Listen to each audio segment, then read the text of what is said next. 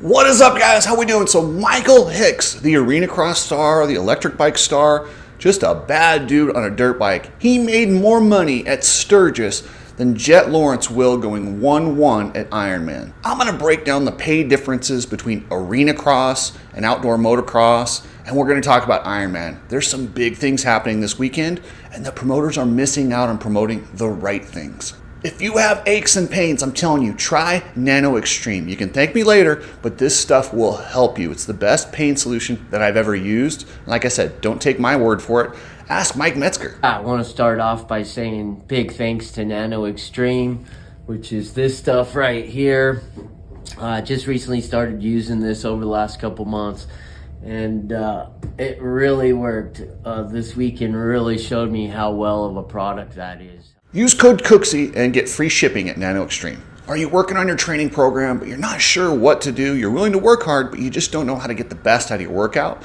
Head over to Complete Racing Solutions. Coach Rob has a program from vet riders to young athletes. He will get you dialed in. And he's also giving away $250 gift certificate to one of you members. So thank you, members. You're all entered to win the $250 gift certificate to Complete Racing Solutions for the month of August. Speaking of giveaways, AJ Wright's Crypto and VeChain are giving away $42,000 or a Tesla, and then $1,500 in crypto, some other stuff, and there's 3 more days to get entered. And I really want I want one of you guys to win this. Click the link, head over there. There's a 1 in 15,000 shot at winning this. Show me any odds on any lotteries or anything that you get 1 in 15,000. Those are actually pretty damn good odds considering. And we got enough mob members. If you guys all get over there and enter, one of you guys is going to win this, and that's what I want. So click the link and head over there and support AJ Wright's Crypto and hopefully win yourself $42,000.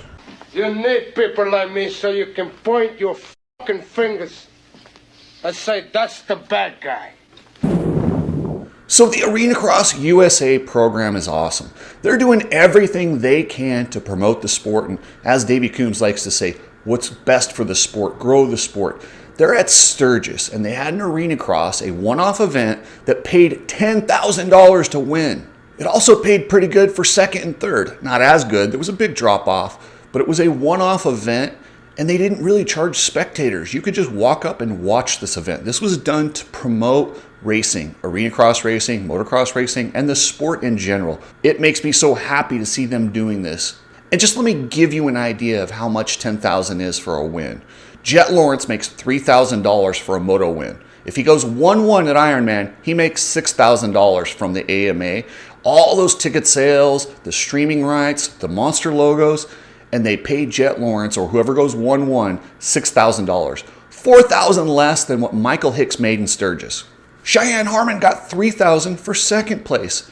Just to put this in perspective, he would have to get on the podium at Ironman to make that much money. And the entry fee for Arenacross is only $100. You have to pay $275 to enter an AMA Pro motocross event. Not to mention you have to pay another $500 for your pro license. You do not have to have a pro license. You have to have an A or expert level racing to be able to do Arenacross, but you don't need the pro license. And continuing down this same line, Preston Taylor, who got third place, he would have to go 5-5 at Ironman to make $2,000. That's how poorly our outdoor series pays these riders. So all 3 riders made more than they probably would in an entire season chasing the outdoor motocross in one night at Sturgis at an event that didn't even sell tickets. So why is it that the AMA and Supercross can't pay more to these riders? They can't even cover their expenses. And I'll tell you what, fast privateer racers who are chasing the dream to get on a factory team and you're riding these nationals and forking over tons of money,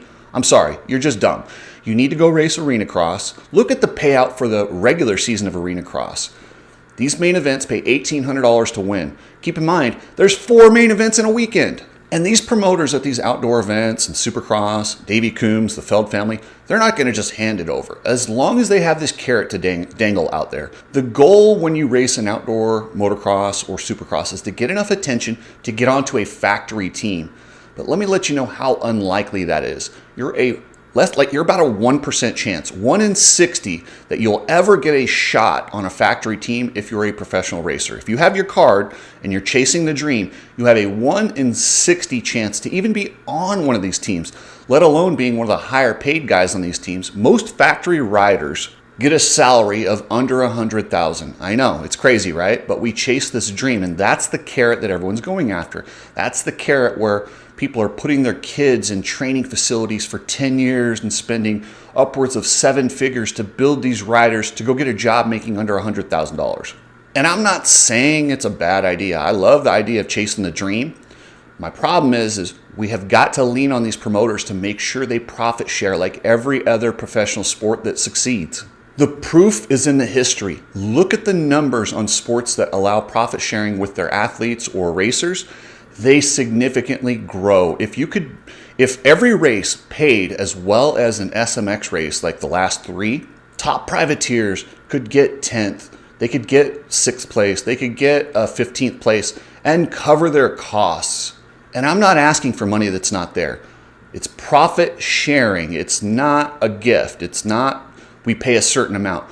We share the profits from the ticket sales and the streaming rights. You know what? Promoters, keep all that monster money and all the money to line the track. You need that to set it up. You guys work really hard. But profit share the streaming rights and ticket sales. You do those 2 things, this sport will grow exponentially. This thing they always talk about, growth of the sport, what's good for the sport, that's what's good for the sport. And I love that the Arenacross guys see this and they give back. And it's not like they're paying these exorbitant amounts. They're paying what they can afford to pay. They have smaller arenas. They probably don't profit off of their streaming deal yet. But if they had a lot more of you guys who are, chasing the other dream, go over to Arenacross, it would grow significantly. And I promise you, I know these promoters, they're good people.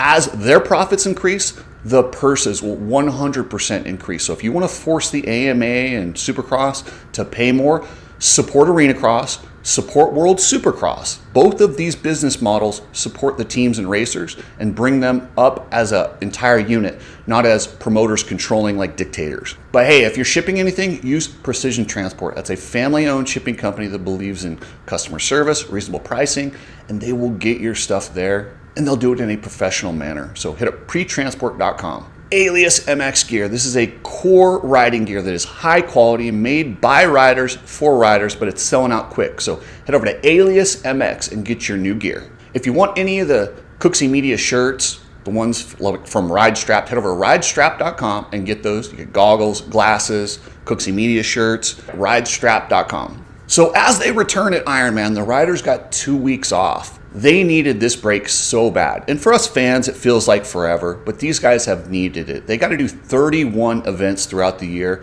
and you see how much they put on the line each and every day. But what's cool about Ironman is they have both the WMX and the Combine. By the way, the dumbest name for a feeder series in the history of naming. The Combine? What are you talking about?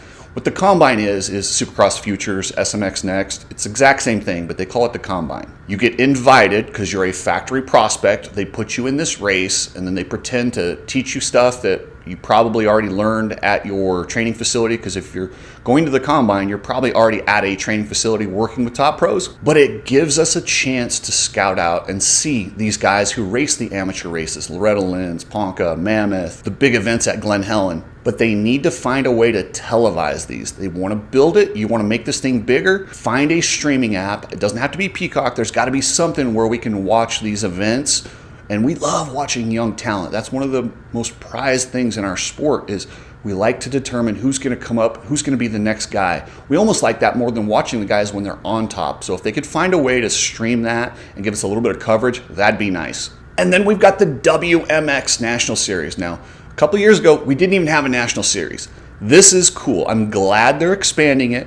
But once again, we need TV coverage to build this thing. If you want to build this thing to where it's something you can sell and replace a 250 or 450 class with, we have got to learn these girls' names. We've got to get more girls competing at a high level. And you're not going to do that if you can't get them televised. So please get the WMX and the combine televised. Now to the big boys. Can Jett bounce back after only his second defeat? What's wrong with him? He's lost an event this year. Yeah, that's crazy that we're at that level now. But yeah, he kind of mailed it in. I think he wanted the break. And I don't think I'm not saying he didn't try at Washougal, but he didn't give that extra 10%. He wanted this break. Chase Sexton took the win. And then I'll be watching to see if he bounces back, goes 1-1, and just puts the hammer down on these guys. Or did Chase find something? Did that confidence help him? Did Eli find something? Anytime there's a little bit of a break, it gives these guys a chance to kind of mentally reset. And 2 weeks is perfect. So will one of these two guys dethrone Jett? Will his brother finally get off the dubious list of most moto wins without an overall? I don't know, but we got to find out tomorrow. And the 250 class, Deegan's trying to wrap this thing up a race early. He's got 46 points. His leg was hurt pretty bad, so he didn't get to train on the level that Hayden normally does. And you could see it towards the end of the motos in Washougal. He was still good, he was fast, and I don't think his leg was bothering him, but when you take time off of the program to heal up, it hurts the cardio. Has that all been fixed? Is he ready to go? Is he ready to go 1-1 and set this up to clinch it a race early?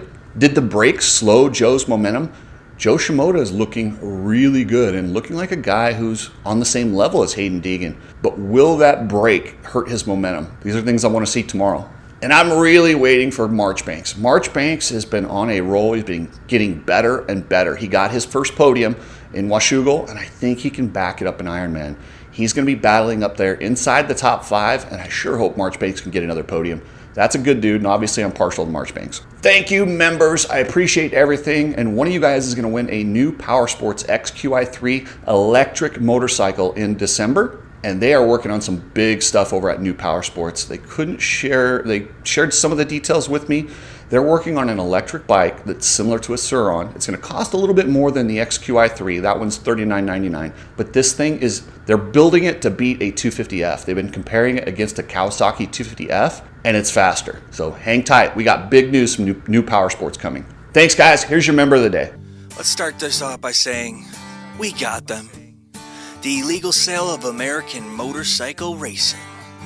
I present a case that reveals how the American Motorcyclist Association's 2008 sale of its racing properties constituted an illegal transfer of public trust into private hands. My name's B Mazy, and I'm here to stir shit up. So I made a song for you guys. You know, it's crazy that the riders still gotta pay to race, even though these guys are just filling their pockets because they're money-hungry, greedy, stupid mother, ex-circus owners, but still got the same mindset for the Supercross. Screw Feld, screw the AMA, and screw Rob Dingman.